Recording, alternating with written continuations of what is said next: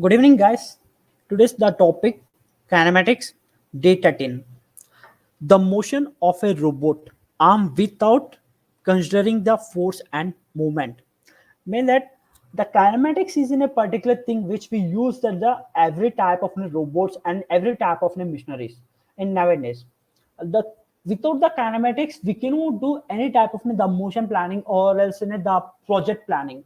Why means the kinematics is interrelated to the mathematics and the advanced physics, and it is mainly important to do the motion of robot arm without the considering of a force and motion and momentum. That it makes that in the robotic arm we have a type of three axes, that the x, y, and the z axis in the 3D motion plannings. Where we are using the kinematics in the motion plannings. The motion plannings is interrelated to the robotics only. When we go within the 3D dimensional of the motion planning, that we are using the x, y, z directions for the motion planning of that particular object. And the kinematics is going to be interrelated within the point-to-point origins. The point-to-point origins, it makes that it uses the point-to-point variances to detect the particular objects, and not only detecting the particular object, it is going to be classified in the different type of angles, like angle rotation and the color variances and the rotative axes, that which we are going to use in that particular product. As we have discussed the previously, that the classifications of robots and the coordinates of robot. On that we have discussed that the parabolic situation will be worked here, and the triangular replacement will be done here, and whatever the differential equations will be worked. Dy by dx means what was the differences from the one point to another point, we are going to calculate by using of this kinematics. We can do it that. And the differential, not only the differential vectors, that the everything of an object in the kinematics of a referencing to as in a geometric motion. Here you can see that the referencing point means that whatever previously I said to you that at a coding, when we are giving the coding instructions for the robot, we are giving the coding instructions like in a point 0 and point p1, p2, p3, and like that, the so on. We are going on, and then after the move condition and the pickup condition, we are going to give for that particular robot. On that time, what was a negligible point? Point 0. Why means if you give the point 0, the particular robot is going to be stop at the point 1. That was the negligible point. And here the referencing point is also nothing but that the negligible point which we are taking the references and making the particular robot to be in a stop over that particular point. And in the kinematics, it is not needed. In the when we go within a particular coordinate system, there we have needed the negligible points. But when we come to the kinematics, we didn't want any negligible points. Exact position, exact pinpoint location which we are giving for in a particular object, it is going to be a stop over that pinpoint location only. That is called a geometrical location, and the whatever the negligible points, it will not be at this here. And a spare propo flyback and plan Nuplo involves motion. When you are in request, yeah, mainly at the kinematics, we can see that the smaller type of position, the smaller type of momentum we can access by using of this kinematics. How means I already said you that the advancement in physics and as well as in the mathematics will be acting in this kinematics. Mean that whatever the calculations will be, according to that calculation, it is going to be a work. This work, it is make the particular object to be in a do in a particular variancy of a time principle, that it makes the sensing of that particular object. Now we can move on to the next slide. To describe motion, kinematics studies the trajectories of points, lines, and other geometric objects, as well as their differential properties such as velocity and acceleration. Yeah, as I said you had previously that if the particular object is going to fly at the air, the aerodynamical deviation of a particular object is required. How? In the aeroplane, you can see that in the like drones also you can see that the propellers will be in the crisscrossing method, like deviation method. Why means to be cutting and to be escape from the air deviations and to be escape from the particular gravity that it makes the sensing to escape from that. That's why they are using the particular air deviation methodologies. Okay, now it is clear about this, the air deviations and this all the things. And now we go with an acceleration and the velocity. The acceleration and the velocity is mostly accessible, mean that velocity interconnecting between one point to the another point. How we are going to calculate that velocity? By using of the mathematical calculation. The velocity it is going to be used at the speed, and the acceleration also can be used for an speed variances. And this all the two things will be using for the speed variances as well as the weight capabilities. Okay, and kinematics is used in the astrophysics.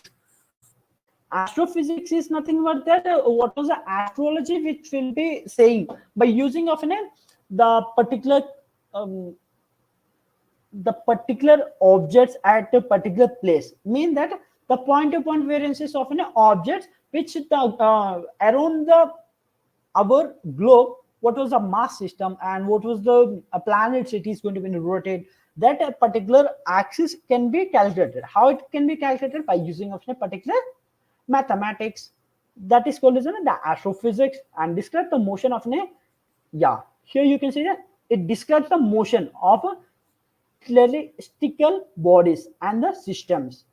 It is defining the motions. According to that motion, it can identify that how is the output can be coming and how was it going to be give us the impact.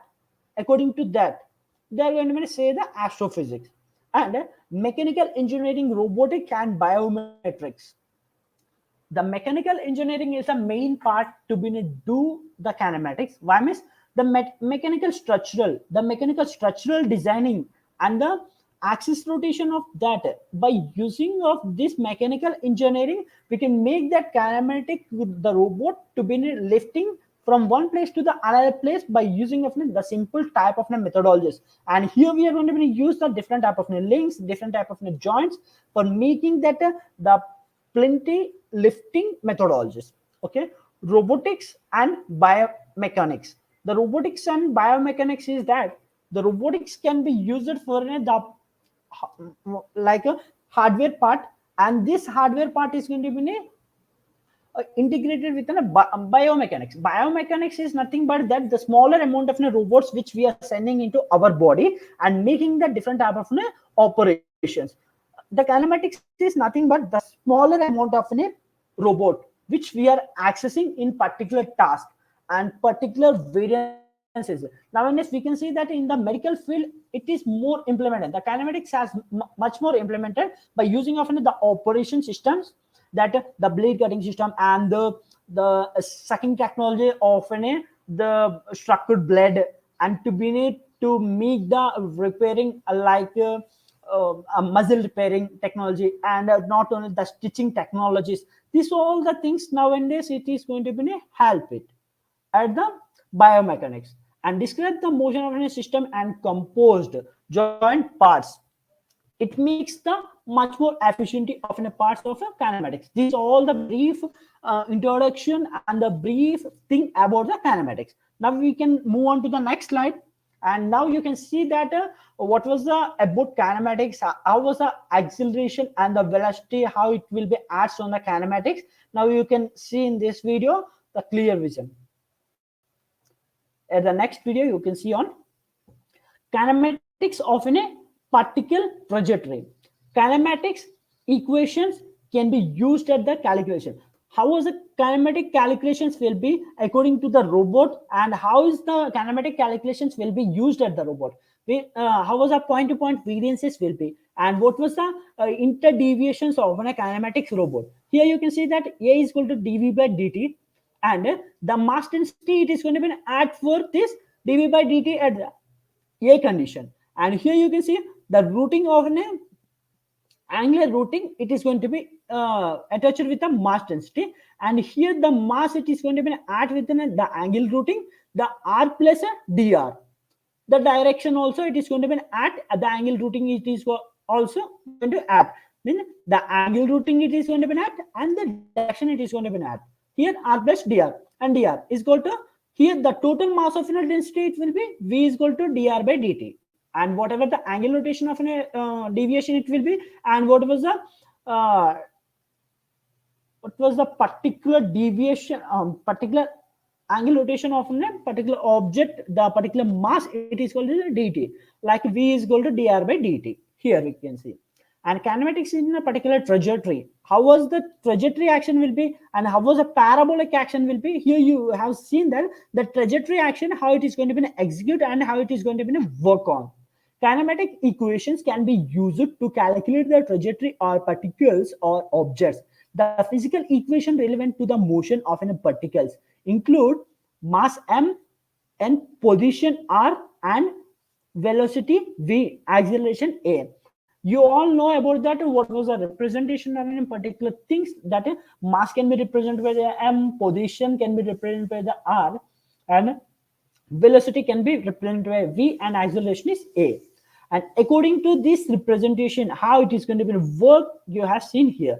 And now here you can see that what was the axis of a robot will be, and how is the trajectory planning, and how was the kinematic it is going to be at. Here you can see that the link one and the query one, and what means that what was the angle rotation is that it is one, and here the rotative axis is that it is q2, and the link is that L2 link, and what was the linear exemption of a line is that is called as a y. And here you can see that q3 it is in the second most joint, and here you can see that the q4 is a third most joint, and here you can see the L3 it is in the third joint, and L4 is in a fourth joint, and the end effector x and y. What was the x and y direction? When we go with the angle rotation of in the 3D motion planar, and the x and y, when we go into with the end effector or in a tool, it will be in a separate thing. And when we go with a particular only the robot, it will be in the end effector angles will be in a separate thing. Like here we are seeing here that the end effector it is x, y, and z. Z base it will become in upward condition. When the robot will be in here, will be go on, there will be the another thing, the x, y, and z. Another it is going to be an axis, and here the rotation will be another, and here the rotation will be another. How we can going to be do that? It is in the wall condition or else in a tool condition. We have in a two methodologies, that the wall and the tool. We can see as the TP pendant and TP routing of the particular object, and the particular angle deviations will be worked in here. That was the kinematics. And in this kinematics also we have two methodologies. One is forward kinematics, another is inverse kinematics. When we go with the forward kinematics, the joint angle will be in q1, q2, and q3, q4.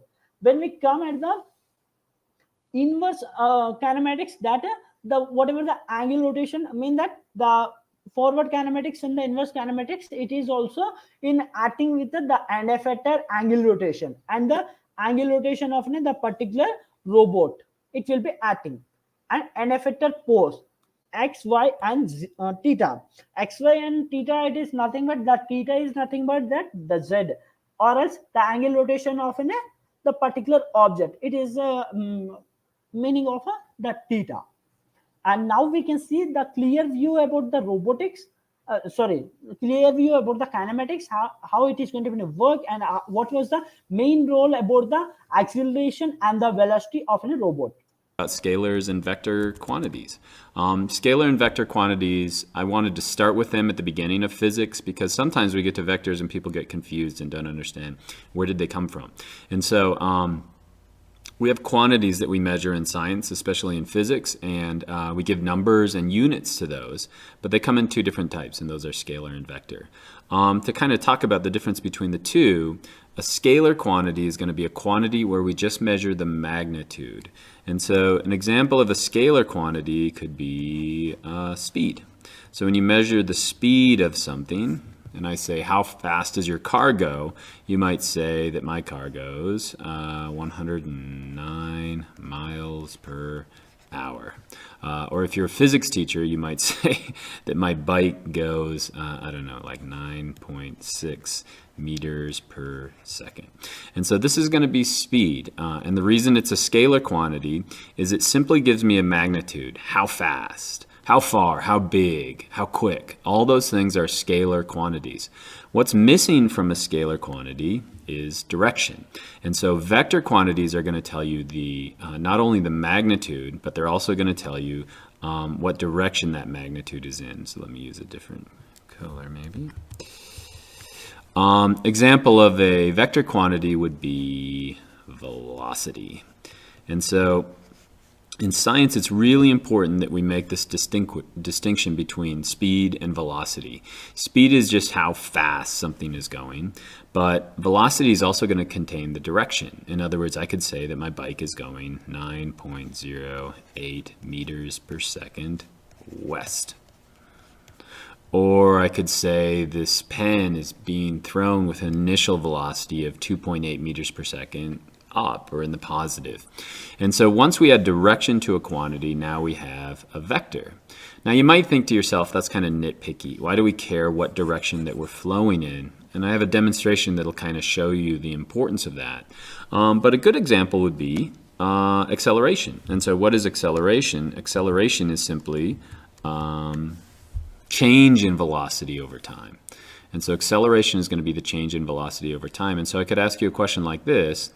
Let's say a car is driving down a road and it's going 23 meters per second, and it stays at 23 meters per second. Is it accelerating? And you would say, no, of course it's not.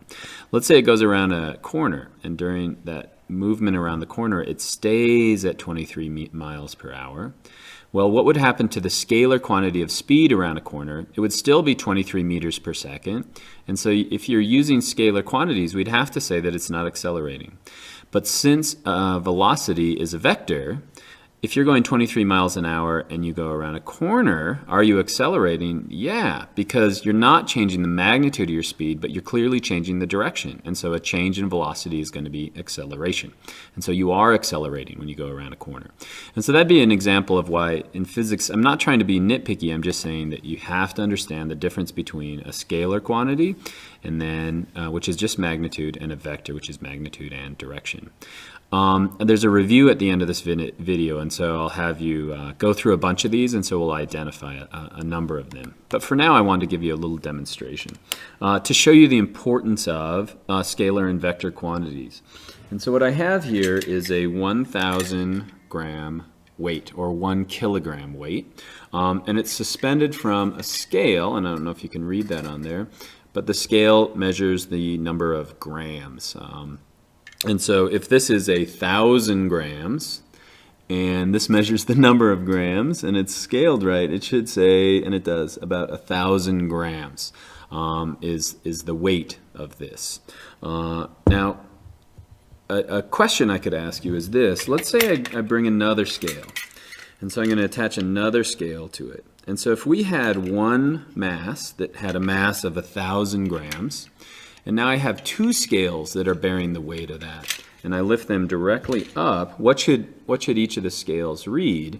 And if you're thinking, well, it's 1,000 grams, so each one should read 500 grams, let me try it. The right answer is, yeah. Each of the scales weigh right at about 500 grams. And so that should make sense to you. In other words, 500 plus 500 is 1,000. So we have the force down of the weight, force of tension that's holding these in position. And so we should be good to go. The problem becomes when I start to change the angle. And so what I'm going to do, and I'm sure this will go off screen, is I'm going to start to hold these at a different angle. And so what if I look right here, I now find that it's at 600. And so this one is at 600 as well. And so as I increase the angle like this, we'll find that that will increase as well. And so when I get it to an angle like this, I have 1,000 gram weight, and it's being supported by two scales now that are reading 1,000. And it's going to vary as I come back to here. And if you do any weightlifting, you understand kind of how that works. And so the question becomes, how do we do math? The problem with this then is that the numbers don't add up. And so if I've got a 500 gram weight, excuse me, 1,000 gram weight being supported by two scales, it made sense that it was weighing 500 each. But now we all of a sudden have 1,000 gram weight being supported by two scales that are each reading 1,000. And so this doesn't make sense, or the math doesn't make sense. And the reason why is that you're trying to solve the problem from a scalar perspective. And you'll never be able to get the right answer because it's going to change, and it's going to change depending on the angle that we lift them at. So to understand this in a vector method, and we'll get way into detail, so I just kind of want to touch on it for just a second. What we had was a weight, so we'll say there's a weight like this, and we'll say that's 1,000 gram weight. And then we have two scales, and each of those scales are pulling at 500 grams. And so if you add the vectors up, so this is one vector and this is another vector, so each of these are 500 grams, so I make them 500 in length, then we balance out. In other words, you have the balancing of this weight with these two weights that are on top of it. Now if we go to the vector problem, in the vector problem, again, we had 1,000 gram weight, so 1,000 grams in the middle. And then we had a force in this direction of 1,000 and a force in that direction of 1,000. So we had the force down of 1,000, but we had a force of 1,000 in this direction and a force of 1,000 in that direction. And so if you start to look at it like a vector quantity, imagine this, that we've got a weight right here, but you have to have two people pulling on it. And so it's like this tug of war where it's not just in one direction, but it's actually in two. And so you can start to see how these forces are going to balance out, but only if we look at it from the vector perspective. Let me show you what that would actually look like. So if we put these tails up, this would be that force down of 1,000 grams. This would be the force of the weight. But we also had a force in this direction. So I'm doing the same rule where I'm lining up my vector from the tail to the tip and the tail to the tip. And so that diagram that I had on the last slide, I'm actually moving this one force, and you can see that they all sum up to 0. And so the reason I like to start talking about vectors and scalars with this problem is that you could never solve the problem if you're going to go at it from a scalar perspective. And we're going to do some really cool problems. Let's say I'm sliding a box across the floor. But how often do you slide a box across the floor and actually pull it straight across like that? If you're like me, you're pulling a sled or something, you're normally pulling it at an angle. And once we start pulling at an angle, it becomes a totally different force. And we can't solve problems in the scalar way. We have to go and solve it from a vector perspective. And so that's the importance of vectors. Now, it's a huge thing. So there are lots of things that we can measure in physics. And so what I'm going to try to do, hopefully I can get this right, is go through and circle all the scalar quantities and then go back and circle all the vector quantities. And so if you're watching this video, a good thing to do would be to pause it right now, and then you go through and circle the ones that you think are scalar and then vector, and then we'll see if we match up at the end. Scalar quantities, remember, is simply going to be magnitude. And so the question I always ask myself when I'm doing this is, okay, does it have a direction? And so length is simply the length of a side of something, and so I would put that in the scalar perspective. This is kind of philosophical. Does time have a direction? I would say no. Acceleration, we already talked about that. That's changing in velocity. What about density? The density of something, that definitely is a scalar quantity. If I say the density of that is 12.8 grams per cubic centimeter north, that doesn't make sense at all. Where's some other scalar quantities? Temperature would be a scalar quantity. It's just how fast the molecules are moving, but it's not in one certain direction. Pressure would be another one that's scalar. It's not directional. It's not in one direction the pressure is. Remember, air pressure is the one that I always think of, is going to be in all directions, so we wouldn't say that. Let's say mass. The mass of something is going to be a scalar quantity as well, and so it doesn't change. Now, weight, and we'll talk more about that later in the year, would actually be a vector quantity. Let's see if I'm missing any here. No, I think this would be good. So let's change color for a second. So displacement is how far you move from a location, and that's in a direction. So we call that a vector quantity. Acceleration I mentioned before. Force is going to be a vector, and we'll do these force diagrams, which are really fun later in the year. Drag is something slowing you down. So if you're a car, it's what's slowing you down in the opposite direction of your movement. So the direction is important. Momentum is a product of velocity and the mass of an object, and lift we get from like an airplane wing. That would be a vector quantity because it's in a direction. And so these are all vector quantities, the ones that I circled in red, but there are way more that we're going to find out there. And scalar quantities, remember, it's simply just magnitude or how big it is. And so as we go through physics, be thinking to yourself, is this a scalar quantity or vector? And if it's vector, my problem is a little bit harder, but like Angry Birds, it's more fun when you go the vector route.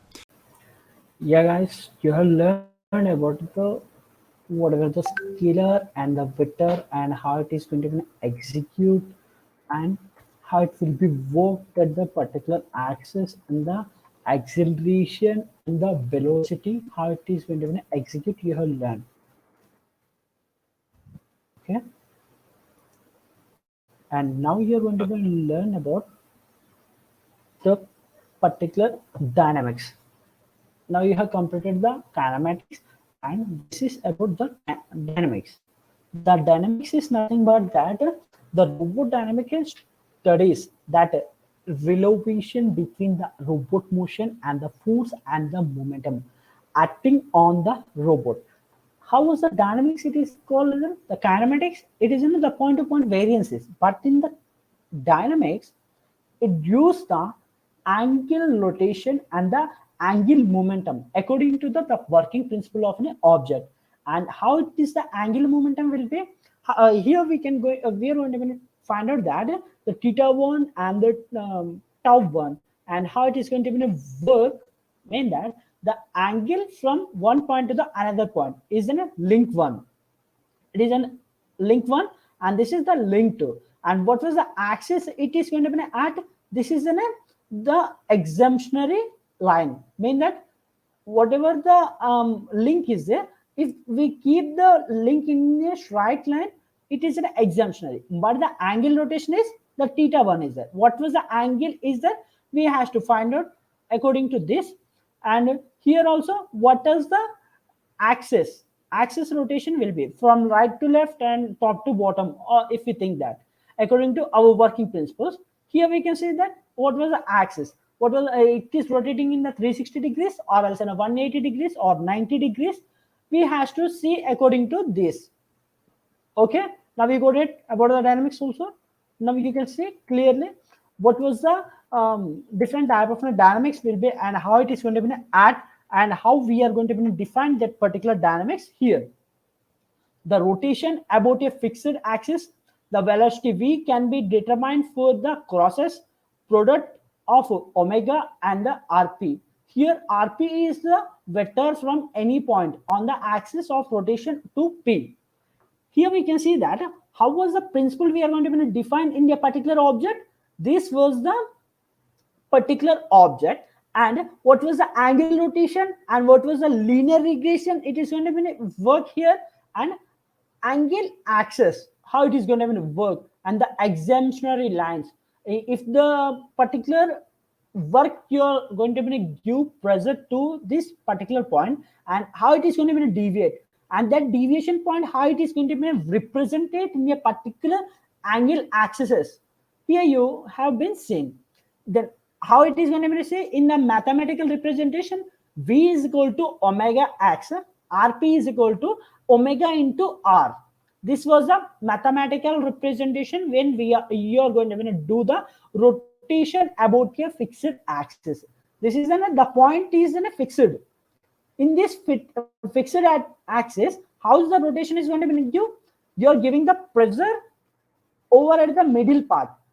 In this pressure, it is going to make that particular shaft to rotate in a particular angular direction, either else in a clockwise direction or else in the anti-clockwise direction. This it is going to be work in the rotation about the fixed axis. Now we are going for a next slide, that is rotation of vector. How was the, you have learned about the previous video the vector and the scalar quantities, and how was the vector and the scalar it is going to work here. Consider rotating a vector about a axis. The point P is rotating about an axis U. Okay, R is the position vector of point P. Theta, the speed of rotation, the angular velocity. Omega is equal to U theta, the rate of change of position velocity R.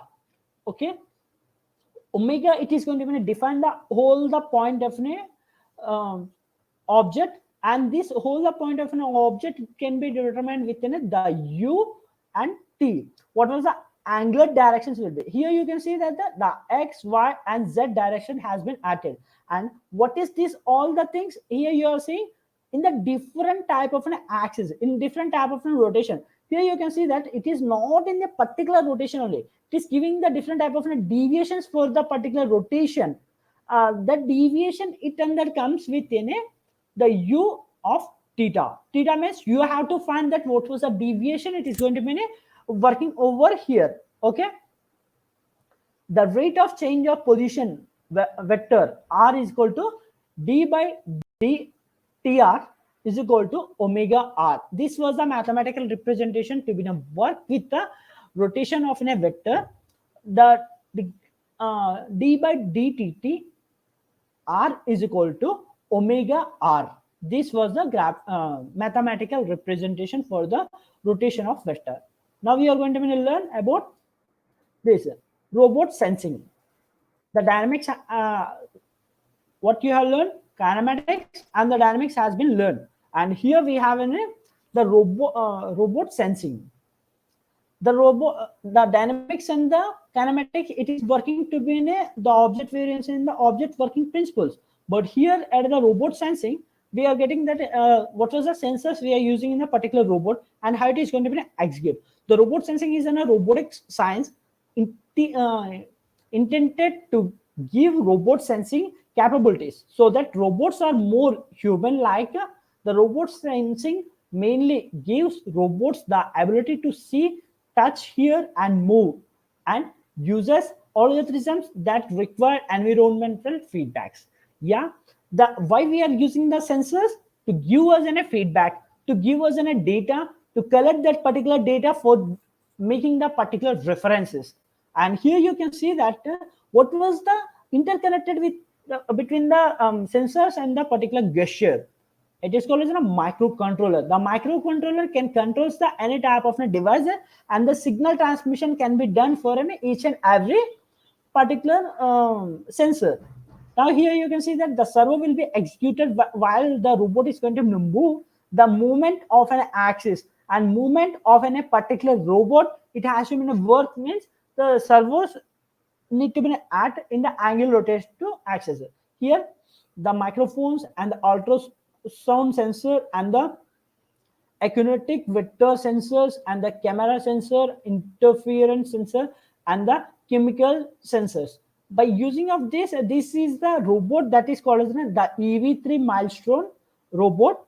The EV3 milestone robot, it has an interconnected with the microcontrollers and the interconnected within the particular objects, and the sensors will be in a separate manner, and we can attach the particular sensor which we have to need it by using of the LAN connectivity of the particular sensor.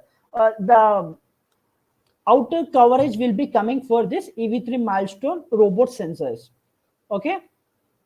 Now we can learn about what was the sensors has been there and how it is going to work at the industrial purposes. The robotics industry needs sensor solutions from SICK for every challenge. Robot vision, safe robotics, end-of-arm tooling, and position feedback. Robot vision. These are optical and image-based systems that allow the robot to identify where something is located. The collaborative robots of Universal Robots have revolutionized industrial robotics. With 6 sensors, added benefits include efficiency and safety, allowing the industrial sector to automate any manufacturing process and be more competitive. En SICK llevamos años fabricando At dispositivos SICK, orientados. we have spent years manufacturing devices aimed at Industry 4.0, from artificial vision equipment to automatic identification, smart sensors, and safety equipment. SICK offers a wide range of vision devices. These devices provide assistance in positioning, inspection, and measurement tasks.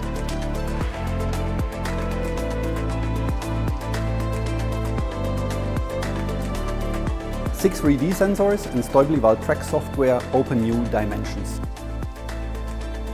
combining outstanding precision and speed for robot tracking. With Valtrack, it's easy to integrate such innovative sensors.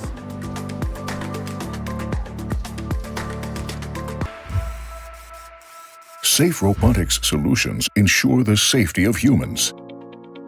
We have created a world-unique flexible robot cell, solving the big challenge together with SICK to automate high mix and low volume. It's important to have fenceless safety in order to increase flexibility and footprint. And we have created this fenceless safety solution that is safe and fulfill all EU regulations and above. We are using 2 laser scanners from SICK to detect and monitor the surroundings if there are any objects or people coming in. One of the big challenges with robots is to program them. What we have done is to take easy robot programming to the next level. SICK is a world leader in machine and robot safety, and they have supported us in a tremendous way.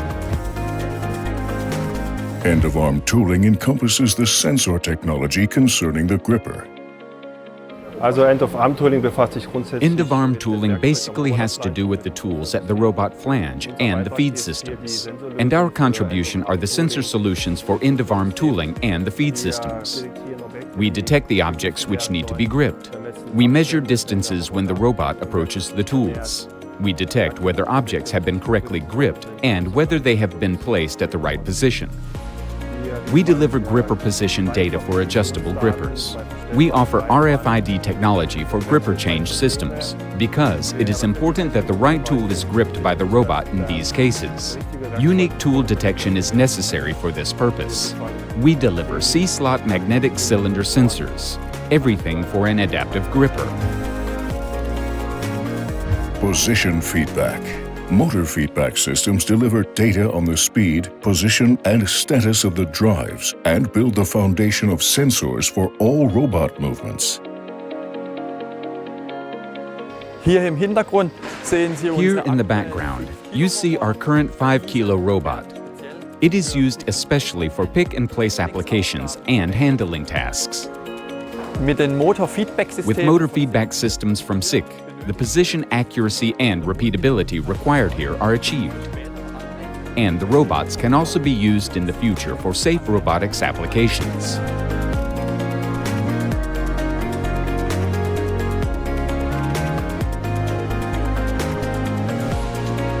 Die Zusammenarbeit mit The cooperation with SICK was excellent because we had a competent contact for all issues who gave quick and expert feedback.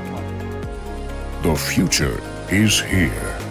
Sensor solutions from SICK make flexible automation solutions and freely accessible robotics applications possible.